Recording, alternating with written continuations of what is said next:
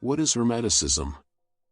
An ancient wisdom hidden in the depths of Egypt, a secret philosophy blended with religion and the occult arts, a tradition that defies time and cultures. This is Hermeticism, the thought attributed to the mythical Hermes Trismegistus, the thrice-great, and his mysterious disciples. Among his writings, the most famous is the Corpus Hermeticum, a collection of 17 treatises exploring the highest and deepest themes of existence: God, the soul, the cosmos, nature, and magic.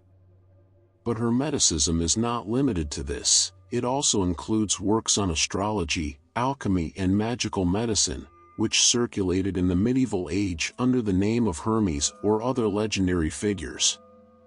Hermeticism is an enigma that fascinates and eludes, a source of knowledge and power that only a few can penetrate.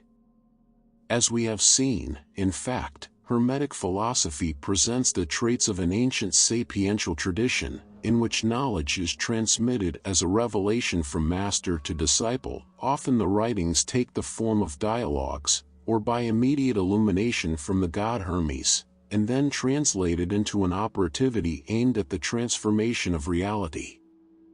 In the Middle Ages, however, this articulated body of knowledge, which would know wide fortune in the Renaissance, was not transmitted, and much of the information that circulated about Hermes was derived from late antique Christian authors, who took different attitudes toward Hermeticism. Augustine of Hippo harshly attacked this form of pagan religion, while positive were the judgments of Lactantius and Quodvoltius, Augustine's disciple and author of a treatise Adversus Quinque Heresies, who made Hermes a forerunner of Christian revelation.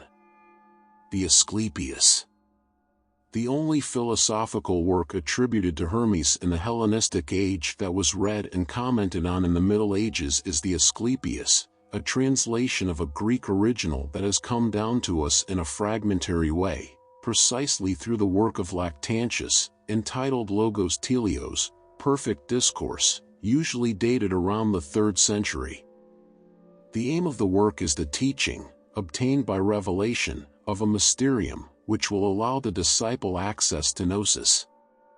The text has an obscure and solemn style, which only initiates can understand, and a clearly asystematic character that creates for interpreters no small difficulty in understanding.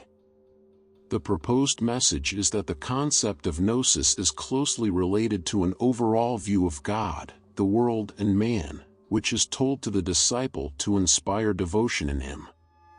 God is the being without names, who at the same time possesses them all. He is Father, but he is male and female, omnipotent, primipotens, powerful among the first, and good, but he is not the supreme good of the Platonists. He is knowable to human beings only through the intellect and expresses his power in the creation of the world, which he then governs through providence. Asclepius affirms the unity of creator and creature in these terms: "For did I not say that everything is one and one is all, so that in the Creator there were all things before he created them all?" It is not wrongly said to affirm that he is all, since his members are all things. Insert text. Within a cosmological vision dense with dark elements, the first God is presented as the Lord of eternity, second is the cosmos, third comes man. Text 3/soul of the world. Also complex is the mediating relationship that is set up between God and the world, represented by a hierarchy of lesser gods and demons. Assertions about the existence of demons lead to a justification of theurgy, ritual magic, even claiming that men can introduce the divine principle into the statues they make so that they can prophesy. The anthropology of Asclepius has a profoundly optimistic inspiration, while reaffirming the dualism between soul and body, and the superiority of the former, which has a divine nature, over the latter. Thanks to its dual nature, in fact, the human being contains within itself as a microcosm all aspects of reality and consequently has the ability to govern the world, which purely spiritual beings do not have. This element of positivity will not escape the authors who read Asclepius in the 12th century, including Theodoric of Chartres, Hermann of Carinthia, Hildegard of Bingen, Bernard Silvestre, and Alain of Lille. The polemical accents of Augustine, who considers Hermes a prophet inspired by demons and the bearer of an idolatrous pagan cult, are blurred, while the idea, already proposed by Lactantius, that Hermes paganism was illuminated by only partial truth, which the Christian message completes and perfects, is reaffirmed. Also attested in this period are the first references to Hermetic writings not found in the Hellenistic corpus, such as the Liber Vigindiquatur Philosophorum and the Liber de Sex Rerum Principiis. The former is a treatise consisting of 24 propositions on the nature of God, quid est Deus, that the author's literary fiction attributes to as many philosophers gathered at a banquet. The first two definitions, which will know a wide echo in the medieval and modern speculative tradition, define God as a monad that begets a monad and in itself reflects one fire of love, and as an infinite sphere, whose center is everywhere and circumference nowhere. The Liber de Sex Rerum Principiis briefly outlines, from a metaphysical exposition of the first principles of things, cause, reason, and nature, a cosmology founded on three further principles: world, mechanism of the world, time, arriving at reports on those elements that give rise to earthly dynamic phenomena.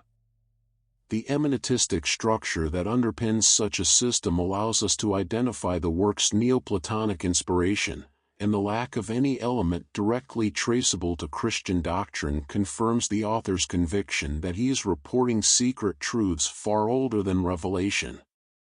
The only medieval commentary on Asclepius that we know of also dates from the 12th century. Hermeticism between the Middle Ages and the Renaissance. In the Renaissance period, Hermeticism was the subject of interest and extensive study. Nicholas Cusanus borrowed from the Hermetic texts the most important theses of the Asclepius theology that accorded with the Christian religion and those of the Liber Vigindiquatur Philosophorum that appeared most fruitful to him, such as the image of the sphere proposed in the second definition of God.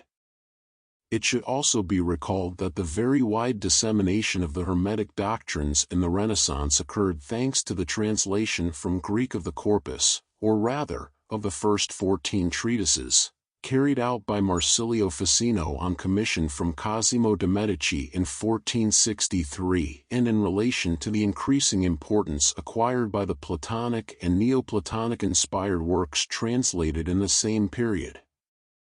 If you want to see more videos like this, subscribe to the channel and activate notifications.